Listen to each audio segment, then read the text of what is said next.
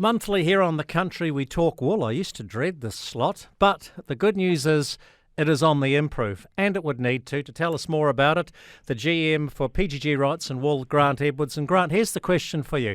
From the real lows of just post-COVID, when I think some farmers were getting about $1.20 for fleece wool, how much has the market picked up from those all-time lows?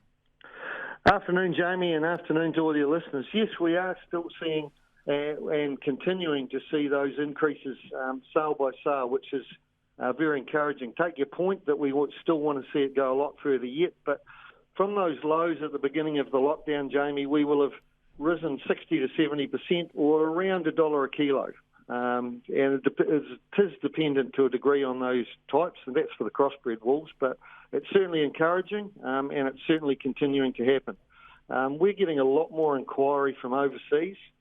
We've got an export arm, as you know, and we're marketing and selling wools to about 30 plus countries around the world, and we're getting a lot more through our normal pipelines, but we're also seeing some new customers cropping up as well. So it's all about that promotion and marketing, but the world continues to wake up, Jamie, so it's encouraging. Well, I'm pleased to hear that. China's traditionally been our largest market, but India is very much a sleeping giant, and I know they've certainly had their COVID issues as well. So how are the Indians performing? No, you're right there, Jamie. India have certainly taken up. China became a bit quieter from their 45 to 55% buying, around to back to about 35. And India took that slack up to around the 18% of our wool exports and continue to do so. So, and it's encouraging, it's right across the world.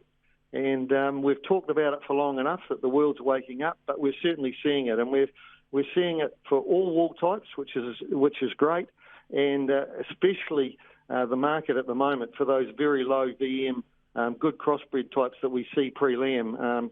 The market is continues to increase, and there's a lot of demand for those. Grant, can I get a final comment from you from RONZ or about RONZ? Yes, Jamie, this is the Wool Research Organisation of New Zealand, and you may have seen, or I'm sure that a lot of your listeners have seen in the media recently, they had a launch last Friday that I went to, and it's around those new uses programs. They can make cosmetics, the pharmaceuticals, printing, just to name a couple of things, and they're looking at the new uses, and the next steps are to commercialise some of those initiatives. So they've got a pilot plant operational.